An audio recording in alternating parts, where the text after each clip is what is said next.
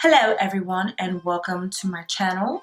Ellarie here, and today's video is a review of the new Tarte foundation. We were here, I guess it was a year ago. I didn't realize it was that long ago, when they first released their foundation version of their Shape Tape concealer, and it didn't go so well. They faced a hard time getting criticized for not having a inclusive range, which was kind of a big deal. I mean, not having an inclusive range isn't anything new, but it was kind of a big deal for this release because everyone was so like anticipating the foundation of the Shape Tape, because we all know the Shape Tape concealer is pretty bomb. I mean, if you like it, I love it. I still use it. So it was, even I was super anxious to get the foundation because I was like, if the concealer is bomb, the foundation is gonna be bomb. But unfortunately, I didn't find my shade, and a lot of other people of deeper complexions didn't find their shade either. A lot of the undertones were left out. So it was a struggle, and there was a whole cancel Tarte campaign. I'm just gonna keep it real with y'all because that's what I do. I be in my own world. But a lot of that stuff is just so fake to me, honestly, truly. I feel like if you're gonna hold one brand accountable, you gotta hold them all accountable. You can't sit there and have a favorite brand, or a brand you have a relationship with, or a brand that you have a favorite product with, and not hold them accountable for not being inclusive, not even just with foundations, but just color, palettes, lipsticks, everything. Like, you have to hold everybody accountable if you're gonna cancel one brand. And a lot of people that were canceling Tarte weren't canceling or holding other brands accountable. They were still wearing their favorite luxury brand that wasn't inclusive and their favorite drugstore brand that wasn't inclusive. And that's kind of hypocritical to me. So I love the concealer, so I knew I wasn't gonna stop using the concealer, so why would I lie to y'all and say I was canceling the brand and use concealer off camera like other people do?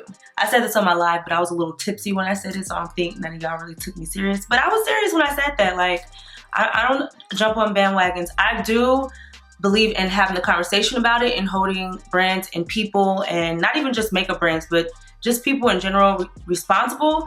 I love having conversations about it. I will always voice my opinion about it, and I feel like that will educate the brand, and hopefully, you know, some brands just don't care, and you know, that's kind of unfortunate. And you know, that is one reason to cancel a brand, if they just be like, well, I don't care, I don't want your color, and I'm not gonna have your color.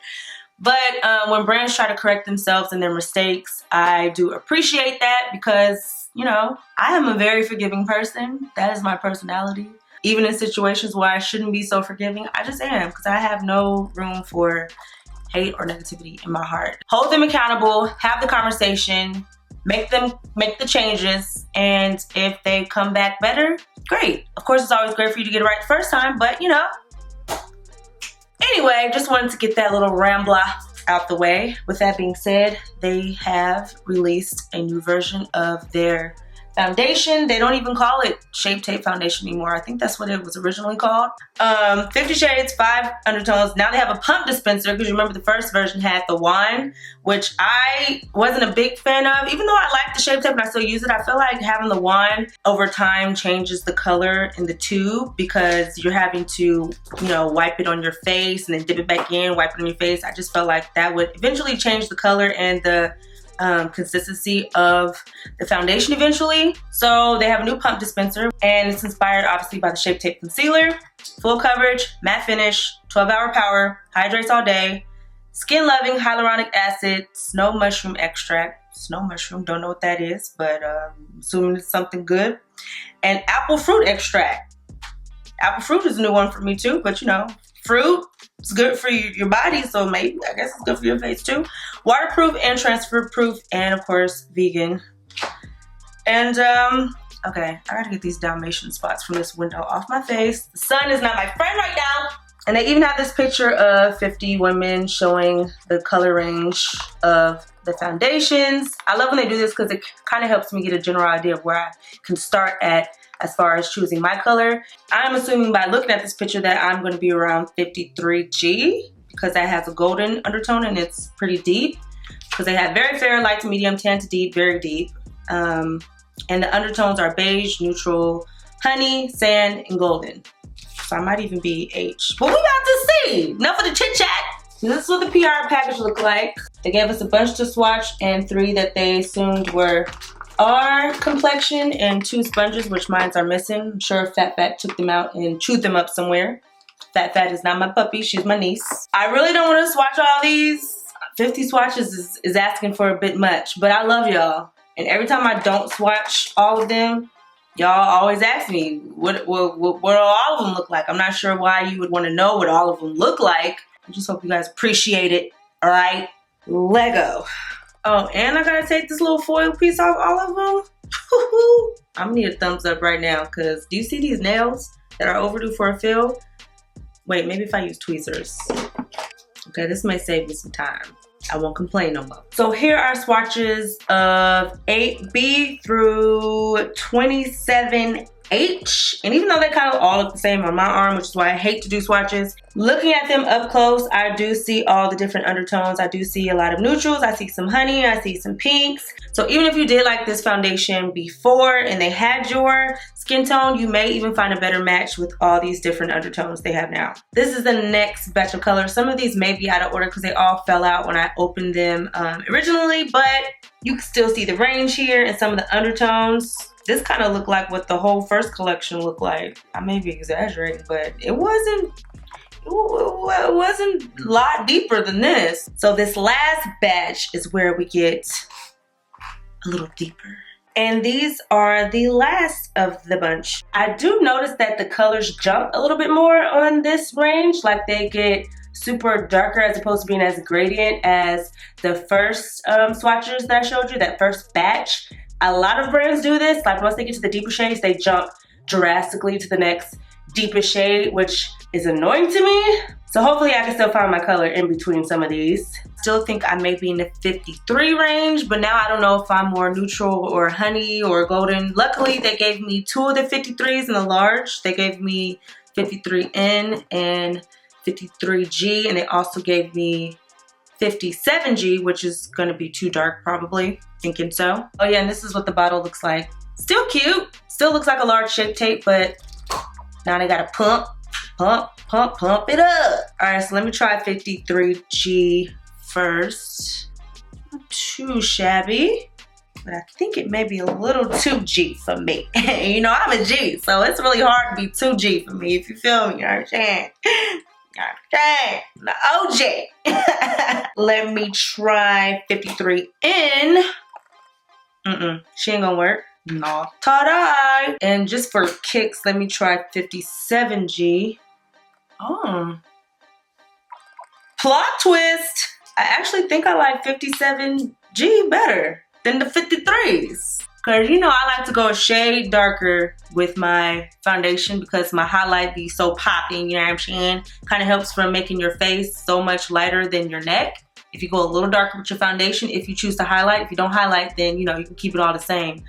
But this is usually the color I go to, you know, to just balance things out. Cause even this is gonna get a little lighter when I use my face powder, so maybe I am a G after all. Just a 57G, you understand? And I am gonna do a wear test on this. So I'm gonna do a first impressions, and then at the end of the video, cause I got a date tonight. Still, it's with Yoshi, but we have a dance tonight. So I will be, you know, getting my activeness on, and when I get back from the dance, I will give my final opinion on how it held up. But also once I apply it, I'll let you know my very first impression. Apply this with my finger. I don't really like to pump directly on the Beauty Blender because I feel like it makes the Beauty Blender harder to clean for whatever reason. So hopefully I'm not putting too much.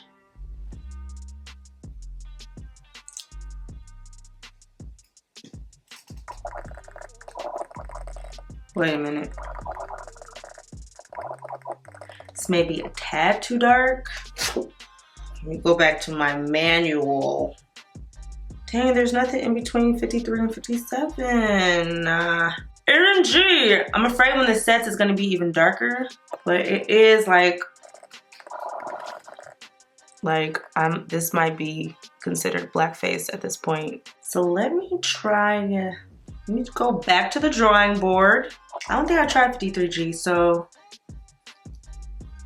Let me see what she looks like over here. I mean, 53 matches kind of perfectly, but I don't want it to be perfect. Oh my God. Let me try 57 in, because sometimes neutral works for me. Come on, neutral, with your funky self. I mean, it's a little, that looks better. What's going on here? Is this working out for me? Yeah, so it looks like I'm gonna have to stick with neutral, which I usually, like, you know, like the CoverGirl foundation that I usually wear, I mix a neutral and I think it's a neutral and a golden. I mix those together because I feel like that makes my perfect shade, because usually it's either too neutral or too golden. Like, you know, I'm a little picky with my neutral golden ratio. But neutral is okay, and actually I would prefer neutral over golden if they're too far on the scale, because my face powder, like my setting powder, is a little golden, so it kind of will balance everything out if it's not golden enough in the foundation. So I actually think this color is gonna work best. We're gonna wipe her off, and my new shade is 57 neutral. All right, so let me wipe this off. Hope I put the right one on. This one still is looking a little dark to me. This is getting a little out of hand. When I use a little bit like to swatch, it be looking perfect. But then when I put it all over my face, which is probably too much anyway, it looks a lot darker. And I think that's why I keep getting confused, because I just took off like that half and I did a lighter layer and it wasn't as dark. So I'm just gonna try to like take my time and use a little bit less at a time. I'm still gonna try to stick with the 57 neutral, and I'm just gonna use less this time and work it in.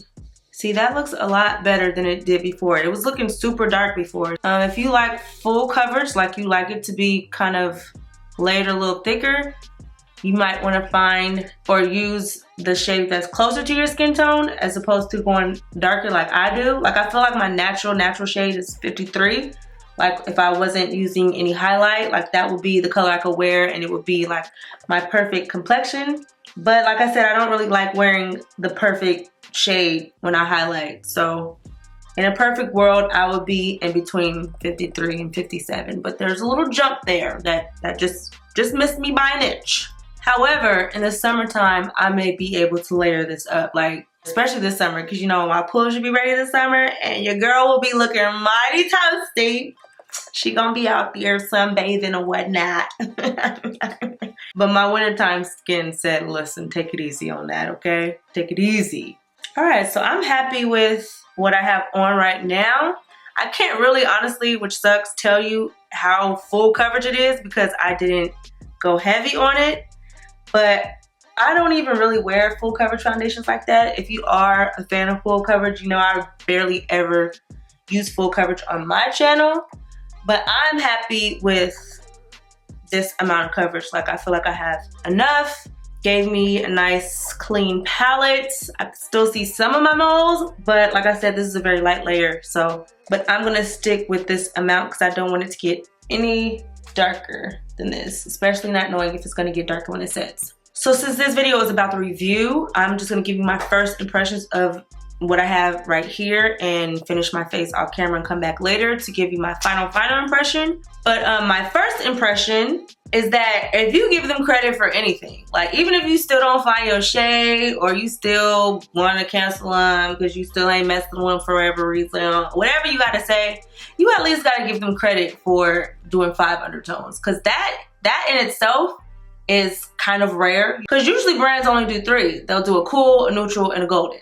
And you know, as you guys know, as women of color especially, that don't always work for us. You know, we have a lot of different undertones, even like more than one. Like there's red, yellow, neutral, we have all that. And even on the lighter scale, there's pinks, there's olives, you know.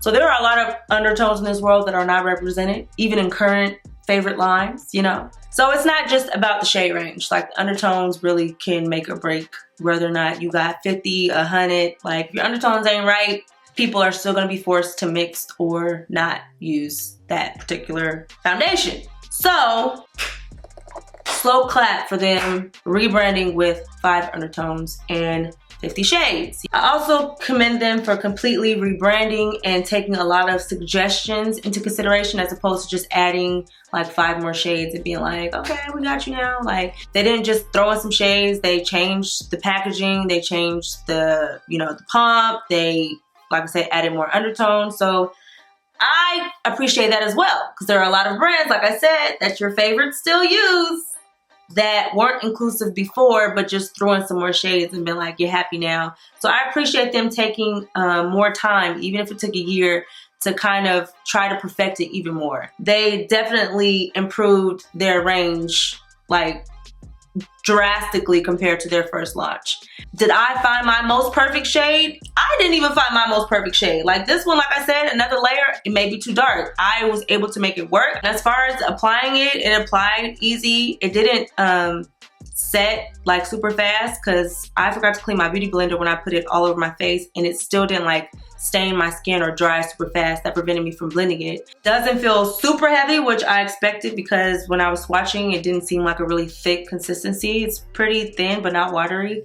So yeah, I guess you could say so far I'm not mad at it. And my final first impression is it's not even creasing so far as I can see. Like that's usually my like off the bat, I ain't using this foundation, because foundations will crease and you can fix it with concealer, but I don't want to do that. Like I want my foundation to be the foundation of my concealer, so it needs to be right. So I don't see, when I stretch my face down, any creasing under my eyes as of yet, which is really important to me. So that is a great sign as well, because if I decided not to wear any concealer, I don't have to worry about, you know, my saggly eyes running. So that is my first impression. Of course, you're gonna have to stay tuned to the end of the video to see how it held up throughout the day and my final opinion.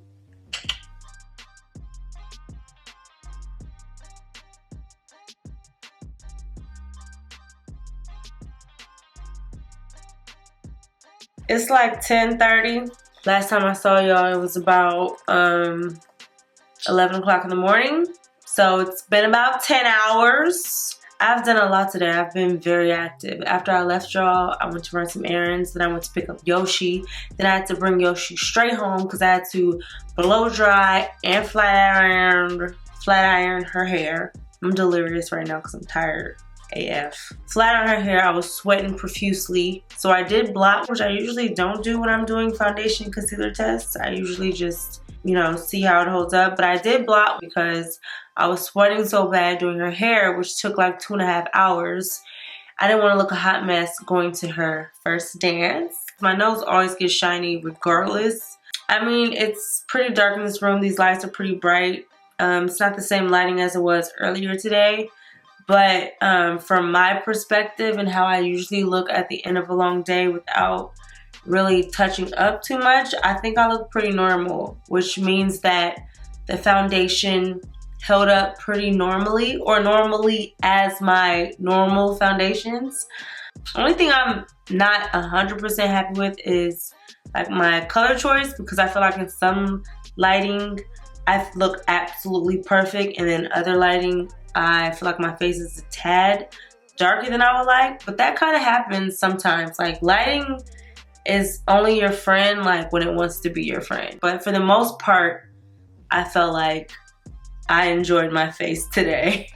I can't really compare this foundation to the last original Shape Tape foundation they had, or whatever it was called. I can't really compare the wear of this one compared to that one because I didn't really get a chance to wear that one because they didn't have my shade. I couldn't wear it for a full day.